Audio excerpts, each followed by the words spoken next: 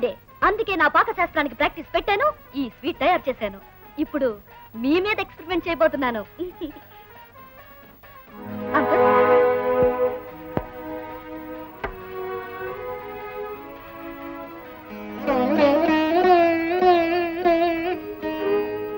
ఏం జరిగింది అంకుల్? ఎందుకు అలా బాధపడుతున్నారా? ఇప్పుడేదో జరిగిందని కాదమ్మా ఈ బాధ. ఎప్పుడు ఆ శబ్దాలు విన్నా ఎప్పుడో జరిగిందంతా గుర్తుకొస్తుంది. మిమ్మల్ని చాలా సార్లు అడగాలనుకున్నాను, ఎప్పుడు పెళ్లి మేడాలు విన్నా ఎందుకు అలా బాధపడతారు? ఆ మంగళ వాయిద్యాలు శుభానికి సూచన, ఆనందానికి గుర్తు. కానీ నా విషయంలో అవి గతంలోని గాయాన్ని గుర్తు చేస్తాయి. కళకళలాడుతూ ఉండవలసిన నా కన్న కూతురు లక్ష్మి కళ్ళు మూయటాన్ని నాకు పదే పదే జ్ఞాపకం చేస్తాయి. మీ అమ్మాయి ఎలా చనిపోయింది?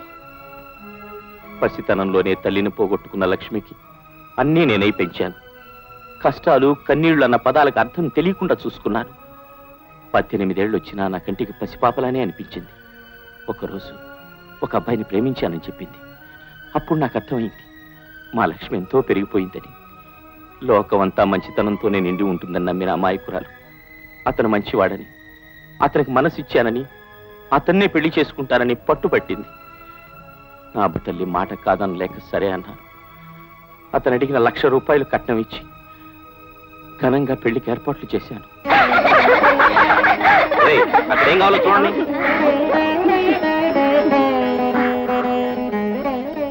ఈ అలంకరణలో మహాలక్ష్మిలా ఉన్నావమ్మా. రంగారావు గారు, ఒక్కసారి రండి. ఏం జరిగింది? విడిదిలో పెళ్లి కొడుకు, అతని స్నేహితులంటూ వచ్చిన వాళ్ళు ఎవరూ కనిపించడం లేదండి. ఏమిటండి మీరు చెప్పేది? గౌరీశంకర్ ఇల్లు ఖాళీ చేసి వెళ్ళిపోయాడా? అవును సార్, అతను 6 నెలల క్రితమే మా ఇంట్లో దిగాడు. తను ఏదో బిజినెస్ చేస్తున్నానని, ఏ ఊళ్ళోనూ ఎక్కువ కాలం ఉండడం జరగదని ముందే చెప్పాడు. ఈ మధ్య తను చేస్తున్న వ్యాపారంలో ₹1,00,000 లాభం వచ్చిందని తెగ సంతోషపడ్డాడు. నిన్ననే హడావుడిగా వచ్చి తను వచ్చిన పని అయిపోయిందని చెబుతూ అడ్వాన్స్ కూడా వదులుకుని వెళ్ళిపోయాడు.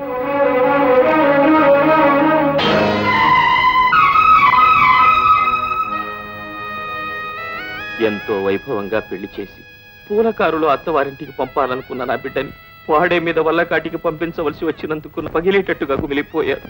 పెళ్లితో అందంగా ఆరంభం అవుతుందనుకున్న తన జీవితం సాగుతో అర్థాంతరంగా అంతమైపోయిందమ్మా, అంతమైపోయింది. ఊరుకోండి, జరిగిన దానికి బాధపడి ప్రయోజనమే ఉంది? ప్రయోజనం లేదని తెలిసినా జరిగిందాన్ని మర్చిపోలేదమ్మా మనసు.